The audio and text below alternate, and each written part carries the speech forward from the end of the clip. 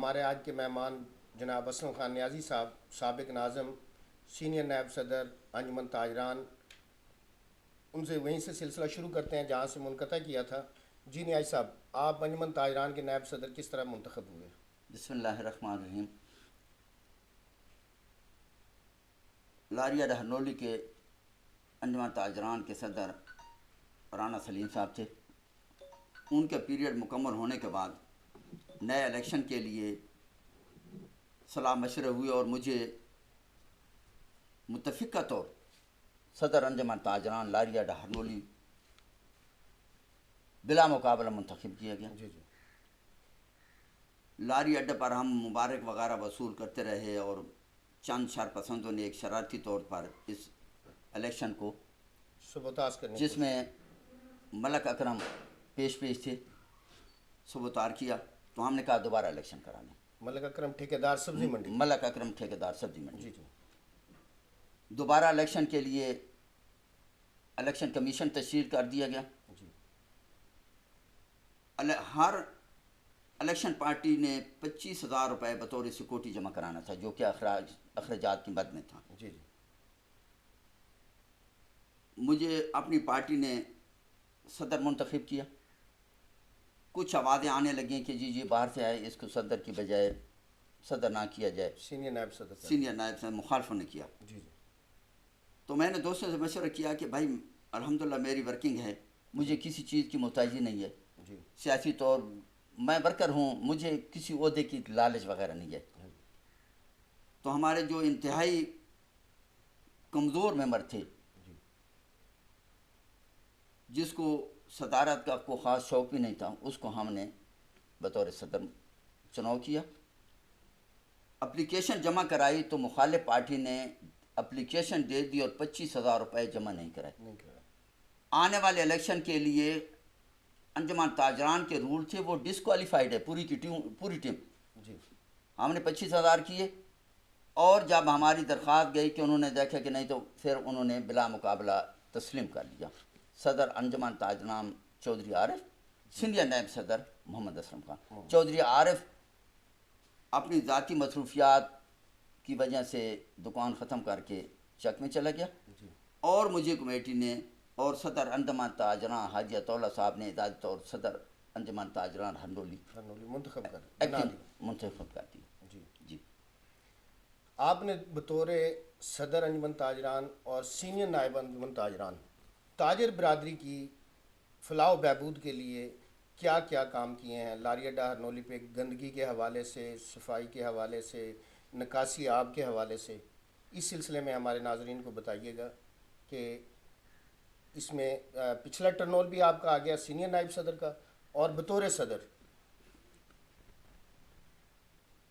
جاوید صاحب، گزارش یہ ہے کہ مجھے شروع سے، میں ایک سیاسی ورکر تھا، مجھے کام کرنے کا شوق تھا۔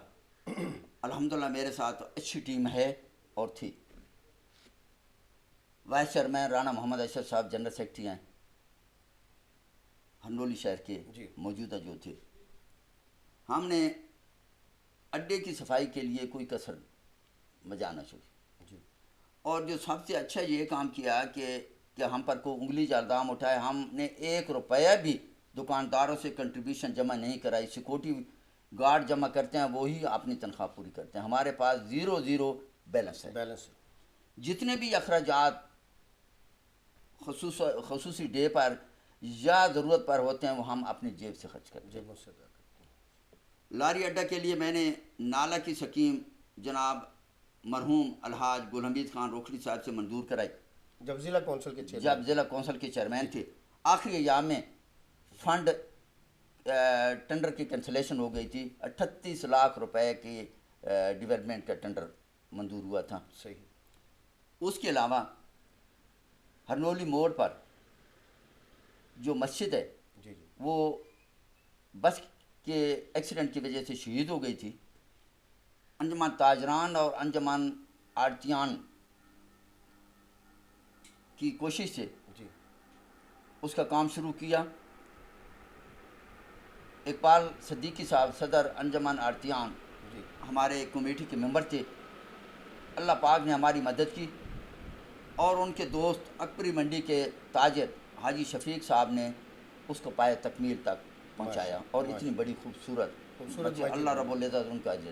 جی اس کے علاوہ خدمت خدمت سینٹر، جی خدمت سینٹر کے لیے جناب رو حفیظ خان صاحب نے ڈی پی او صاحب سے ریکویسٹ کی تھی جی اور انہوں نے منظور کر لیا، لیکن ڈی ایس پی صاحب نے کہا کہ اپنی مدد آپ کے تحت کرائیں۔ ہم نے ہرنولی اڈا کے تاجروں نے جی 1,21,000 روپے کی کنٹریبیوشن کی، جی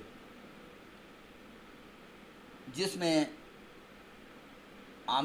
رانا عامر جی اس نے ہمیں 30 کٹو سیمنٹ دیا، جی اور جناب حاجی رانا اعجاز صاحب نے ہمیں 30,000 روپے سریے کے لیے دیا، فوجی جہاز صاحب نے۔ فوجی اعجاز صاحب۔ جی جی باقی دکانداروں نے اور ہمارے ممبر جو تھے 5,000 روپے ان سے جناب حاجی عبدالحفیظ خان صاحب کی زیر سرپرستی ہم نے ڈیولپمنٹ شروع کی، اور اس میں بھی کیونکہ تکمیل ہونا مشکل تھا،